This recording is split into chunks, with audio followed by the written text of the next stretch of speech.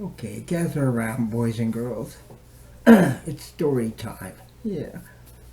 What have we got? I had a cat buddy. I named him Buddy because he was my buddy. Anyway, I miss him. Yeah. While he was around, he was an indoor-outdoor cat. He was both. I gave him the life. You know what I mean? And he loved it. And he would go out and hunt things and bring them home as gifts for me, alive or dead. Yeah. Anyway, this is the story about the, the snake in the house. Yeah. Where was it? Yeah, I was watching Bonnie and Clyde or something, one of my old-time favorite movies, but it's not anymore. When I learned how silly Bonnie and Clyde were, and how nuts they really were. But anyway, I was on my way to the kitchen in my underwear. You know, it's my apartment. I was home alone. You know, except for my cat. He's seen me before, so what? And I go to the kitchen, and on the floor, she's wiggling around a snake. It's like, a snake, you know. So I'm jumping around in the bed trying to get dressed in my undies, you know, fuck. Finally get the snake in a margarine container or something and dump it over the back fence. Phew. Glad my cat wasn't watching me through the window because he used to spy on me too, you know. Oh, wait for this episode. I tried to have another cat. Easier said than done. He wasn't having it. And he chased the cat away, and the cat came back in a rainstorm one day, about 2 days later or something. I let the cat in because I didn't want to leave the poor cat outside. So anyway, I had to put him back in his cage, a little box, wooden crate that the guy brought him in. And it was a nice cat too, gentle and loves you, you know. But my stupid cat wasn't having it. So I was like, fuck, you didn't know I could share my love, you know. So I had to phone the owner back, and he came like 60 miles just to come and get him, you know. He lived in Rawdon somewhere or something. Fucking, I'm on the west island of Montreal. But anyway, fuck. And they gave me shit for what? Listening to my cat. And my cat, story's not finished. After the guy took the cat back 60 miles to Rawdon anyway, my cat had me open all the closets, all the cupboards in the kitchen, everything, to see that that cat was really gone. And I'd open it and he'd wander in and he'd look around and come out, and we'd go to the next cupboard, open that, he goes in there, looks around, come out. Fuck! He didn't trust me at all. So he had to be convinced the cat was gone. Finally he settled down. Jesus, fuck. He loved me, you know. And I loved him too, but he didn't know I could share my love. I have a few more stories.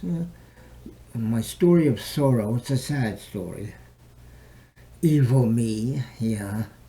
I bought a pellet gun from Canadian Tire. It's legal. It was a pump-action medalless pistol, so it had an extended barrel. It was a medalless pistol. It was supposed to be Mr. Sure Shot, you know? Like, fuck.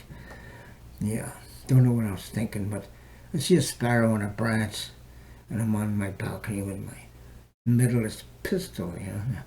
I took 3 shots till I actually got him, and they fell to the ground dead, of course, you know. I get on my coat because there was still snow on the ground. I go outside, and I kneel down looking at him. I felt like an idiot. God, I took this poor sparrow's life because I wanted to see if I was a good shot. You know, that's why it's the story of sorrow. I felt bad about it, and I still do. It cost the life of a sparrow for me to learn that lesson. I'm an idiot. You could ask yourself, how many sparrows' lives do you think are worth a human life? 30 sparrows? 3,000 sparrows? 3 million sparrows? Because the point is, a life is a life. That's it. The life's worth is a life's worth to each life. It's still a life. That's the problem. So now you get my lesson. Yeah. Anyway, the other one, or 2 stories left, saving stories. Yeah. I saved a bumblebee and a sparrow, separate occasions, from being locked in, well, not locked in, but they couldn't get out of a shelter at the train station. Plexiglass windows, sunny day, whatever. They kept flying into the plexiglass on the inside, because the way you go in is weird. You have to turn to the right and then go in a bit, then turn to the left and then turn around, and you're inside the place then. It's like an alcove to get in, and they didn't know how to get back out of the alcove, so they kept slamming into the windows. First I think I freed the sparrow. He was slamming into the window, and I noticed this, and I go inside, and I'm thinking, how can I get him out without hurting him, without startling him too much? So I got to get closer to him, the opposite direction. So I walked around him, and I go behind him, like that's the ass end of the shelter, and I'm trying to get him to go towards the doorway. So I keep inching towards him, and I know he's going to go that way, not behind me. So, and he did. He went that way, but it took him a few times. He still hit the window twice. I thought, take it easy, you're going to break your neck, you silly bird, you know. Finally, he got through the doorway. You hear him tweet as he goes off. Whoo, I'm free, you know. So, yay. Freed the sparrow. The next one was the bumblebee. That one was a little weird. Wait for it, yeah. Bumblebee trapped, kept slamming into the window. I grabbed him, I managed to get him by the wings, and I got him in mid-flight. I just got him, you know. So I go towards the door to release him, you know, and he starts this humming shit. And it got worse. You know, my hand was starting to vibrate. I was starting to, well, what the fuck? I just got to the doorway and released him. He's gone. I was like, wow. The humming, though. Put on turbo humming or something. My hand was taking. I was getting worried. Like, what, is this going to explode or what? It's weird, man. Anyway, that was the freeing of the bumblebee. Yeah. I've seen some weird stuff too. Feeding some animals, because I like to do that. I like the squirrels and the sparrows and the seagulls, you know. And I was feeding squirrels one time. And I threw out some crackers, you know, and they started to nibble on them. Then they got to the Lay's potato chip. And the cracker went to the wayside. Yeah, he tossed the cracker aside, the squirrel, and went for the Lay's potato chip. And he's munching on that, and I'm looking at him. Yeah, smart little bugger, aren't you? Yes, Lay's potato chips are better than crackers. Good for you. There was another time I saw one eating a piece of bread, and he got to the crust and then tossed the crust aside and picks up another piece of bread.